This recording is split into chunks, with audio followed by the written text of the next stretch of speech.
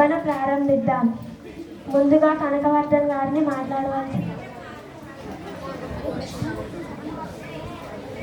అధ్యక్ష, మనకు స్వతంత్రం వచ్చి 79 సంవత్సరాలు అయినా గ్రామాలలో రోడ్డు సౌకర్యం సక్రమంగా లేదు అధ్యక్ష.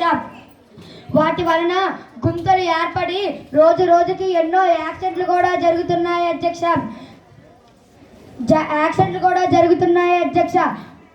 ఎన్నో కుటుంబాలు రోడ్డు యాక్సిడెంట్లో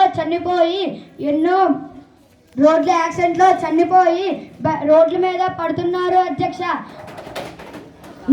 నాణ్యమైన రోడ్డు నిర్మాణం లేకపోవడం వలన ఈ రోజు వేసిన రోడ్డు రేపటికే గుంతలతో నిండిపోతుంది అధ్యక్ష. కానీ మా గ్రామంలో ఉన్న ప్రజలు ఒకటే ఆశిస్తున్నారు అధ్యక్ష. మీరు ఎప్పటికైనా మంచి రోడ్లని మాకు అందిస్తారని అనుకుంటున్నారు అధ్యక్ష.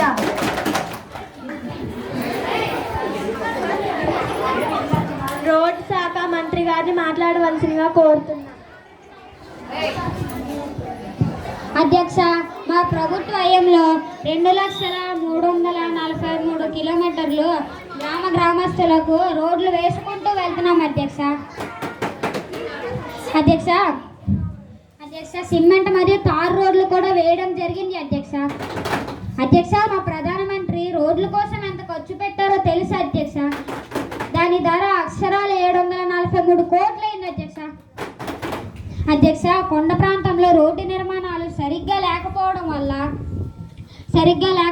వల్ల ఇబ్బందులు జరుగుతున్నాయి అధ్యక్ష. అయినా సరే మేము ఎన్ని ఇబ్బందుల్లో ఉన్నా తప్పనిసరిగా అన్ని గ్రామాలకి రోడ్లు నిర్మిస్తామని నేను హామీ ఇస్తున్నాను అధ్యక్ష. జిష్ణు గారిని మాట్లాడవలసిందిగా కోరుతున్నాను. అధ్యక్ష, ఇందాకే గవర్నర్ ప్రసంగంలో మన రాష్ట్రం అన్ని రంగంలో దూసుకుపోతుంది అన్నారు అధ్యక్ష. ఎక్కడ అధ్యక్ష, ఎక్కడ? యువత విద్యార్థులు గంజాయి మత్తులో మునిగిపోయి ఉన్నారు అధ్యక్ష. ఎన్నో కుటుంబాలు నాశనం అయిపోతున్నాయి అధ్యక్ష. ఈ పోలీస్ యంత్రాంగం పడుకుందా అని అడుగుతున్నాను అధ్యక్ష. గంజాయి అక్రమంగా రవాణా చేయడానికి స్త్రీలను పిల్లలను వాడుకుంటున్నారు అధ్యక్ష. లంచాలకు అలవాటు పడి చూసి చూడలేనిగా ప్రవర్తిస్తున్నారు అధ్యక్ష. పత్రికల్లో న్యూస్ ఛానల్స్ లో రోజుగా వార్త వస్తుంది కదా అధ్యక్ష. మీరేం చర్యలు తీసుకుంటారు అధ్యక్ష అని అడుగుతూ ఉన్నాను అధ్యక్ష. ఆరోగ్య శాఖ మంత్రి గారిని మాట్లాడవలసిందిగా కోరుతున్నా. అధ్యక్ష, మా ప్రభుత్వం హయాంలో పోలీసు వ్యవస్థలో బలోపేతం చేయడానికి చాలా చర్యలు తీసుకుంటున్నాం అధ్యక్ష. డ్రగ్స్ అవేర్నెస్ క్యాంపులు పల్లెపల్లికి పెడుతున్నాం అధ్యక్ష. పాఠశాల కాలేజెస్ లో మాదక ద్రవ్య నిరోధానికి చాలా చర్యలు తీసుకుంటున్నాం అధ్యక్ష. డ్రగ్స్ నిరంతరం నిఘా చేస్తూ పాలసీ చేసి దుష్టులను కఠినంగా శిక్షిస్తున్నాం అధ్యక్ష. గత ప్రభుత్వాలు పెంచి పోషించిన అరాచకాలకు ఉక్కుపాలంతో మట్టు పెట్టి దృఢ సంకల్పంతో మేము ముందుకు పోతున్నాం అధ్యక్ష.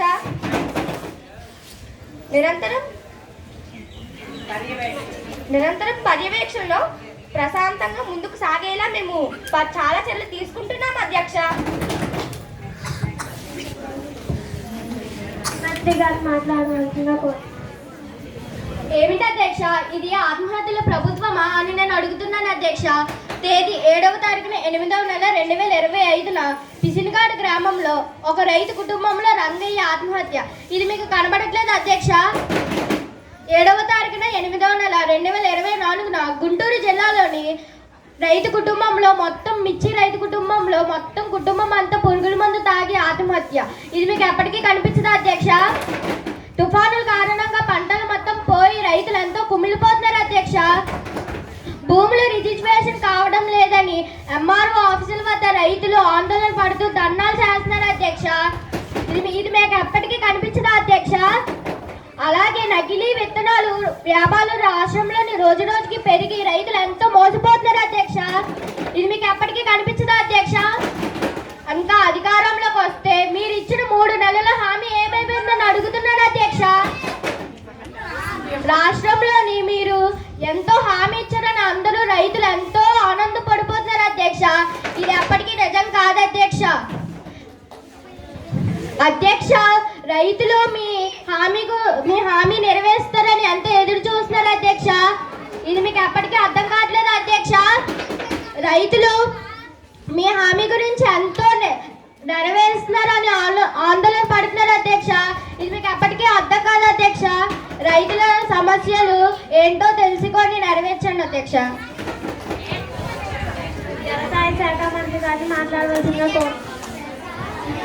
అధ్యక్ష, మా ప్రభుత్వం ద్వారా నిర్ణయించిన రైతులకు రాజు రామరాజ్యం అధ్యక్ష.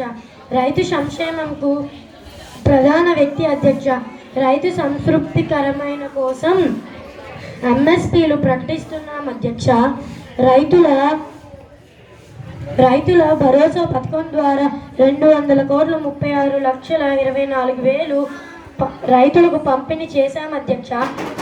తుఫాను నష్టపరిహారంగా అంచనా వేసి రైతులకు 230 కోట్ల 24 లక్షల పంపిణీ చేశాం అధ్యక్ష.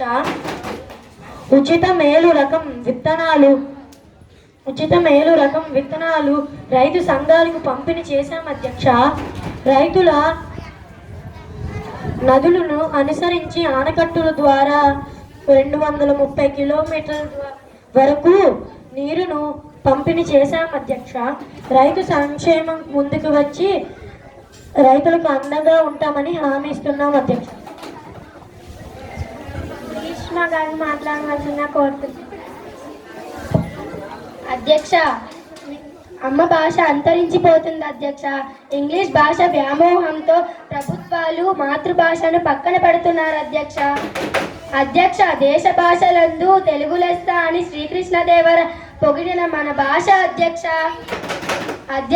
ప్రాథమిక పాఠశాల ఇంగ్లీష్ మీడియం స్కూల్గా మార్చడం వలన ఇంగ్లీష్లో జవాబులు వచ్చినా రాయలేక అల్లాడిపోతున్నారు అధ్యక్ష. అంతెందుకు, మాతృభాషను బ్రతికించడానికి సూరి గారు నరహర దీక్ష చేస్తున్నారు అధ్యక్ష. నేటి వరకు స్పందించడానికి చాలా దురదృష్టకరం అధ్యక్ష. వెంటనే చర్య తీసుకోవాల్సి కోరుతున్నాం అధ్యక్ష.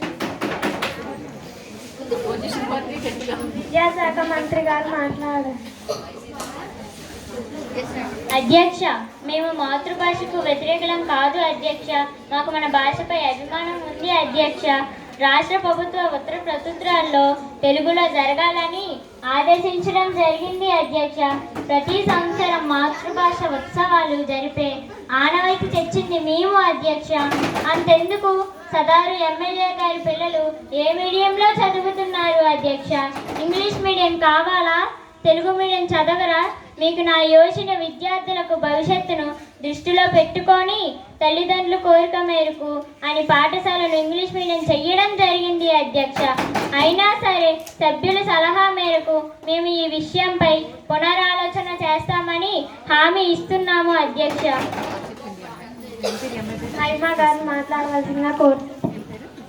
అధ్యక్ష, మా సిటీలో ఇంటర్నేషనల్ ఎయిర్పోర్ట్ ఉంది, షిప్ యార్డ్ ఉంది, ఆర్కే బీచ్ ఉంది, కేజీహెచ్ వంటి రీజనల్ హెడ్ హాస్పిటల్, గొప్ప దేవాలయం, సింహాచలం ఉంది.